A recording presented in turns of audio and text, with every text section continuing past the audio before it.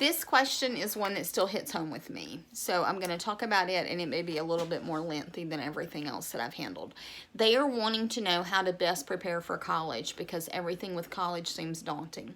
I still have 2 college students who live in my home. I also have 2 that have already finished. So I get it. It can be daunting at times. To look back, I would say the best things that I ever did were there is a workable worksheet on our website that you can print off. It is the South Carolina graduation with college consideration requirements. It tells you that they need 4 Englishes and 4 maths and 3 lab sciences and at least 2 foreign languages, etc., etc. So you can print that off and in the 7th grade be making a workable plan. They can get a credit or 2 in the 8th grade if they're excellent students. If they need to wait till 9th grade to just maturity and to get things in order, that is perfectly fine and completely normal, and they still can graduate on time. There is no need to push them. Getting a C in 8th grade that's going to count as college credit is going to hurt them, whereas if they had waited till 9th grade and got an A or a B just because they were more mature. So there's nothing to be won by pushing a child who is not ready. With that being said, though, once you have a plan, you can kind of know where you're headed.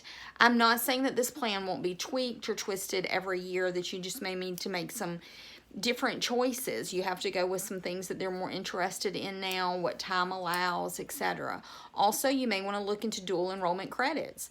If this is a child that is definitely going to go to college, the other thing that you need to be prepared for is in October of their senior year, you will need to complete a FAFSA. FAFSA.gov is where you will go. That will make them eligible for college scholarships. It will not make them eligible for all college scholarships. If you know what colleges they're going to, you need to ask them if there are additional scholarship applications that you need to complete. However, FAFSA must be completed by everyone if you want to receive any kind of scholarship. So that you always need to be prepared for that, and that is coming October of their 12th grade year. Also, they will need standardized testing to get into college. I have people ask me all the time, can they get in without? During COVID, that was a big deal. They did take most students, even though they didn't have it. But prior to COVID and rolling back out of COVID now, they are required. So I would be preparing them for that. If you have an 8th or a 9th grader, start getting into some prep work, looking at some PSAT opportunities. PSAT ultimately counts in the 11th grade, but they can practice it the year prior. It's only given once a year. It's not like the SAT where you have multiple times to get the score up. It's only given in October of every year.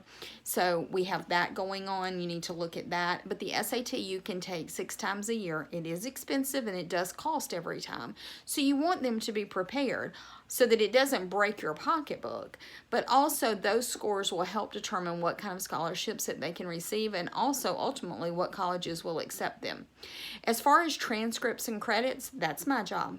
You go to our website, visit the members page, click on transcript request, and complete that at the end of each year that they received high school credit, and I will keep that building, and I will also continue to keep their GPA calculated so that you know what you're dealing with.